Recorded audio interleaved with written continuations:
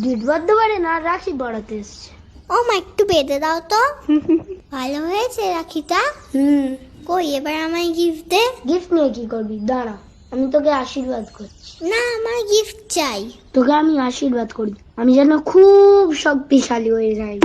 তারপর আমি তোকে সব এলিয়েন, ভূত, বাজে লোকের হাত থেকে বাঁচাবো। ঢিসুম! আমাকে বাঁচাবি না? হ্যাঁ, তোমাকেও বাঁচাবো, তুমি তো আমার সোনা মা। আর আমাকে? হ্যাঁ, তোকে আমি বাঁচাবো। তুই কি আমার মা না বোন? কেন? ও তোর বোন নয় বলে কি দোষ করেছে? ওকে বাঁচাবি না? তাহলে তোর শক্তিশালী হয়ে কি লাভ হবে? শক্তিশালী হয়ে গেলে আমাকে সবাইকে বাঁচাতে হবে।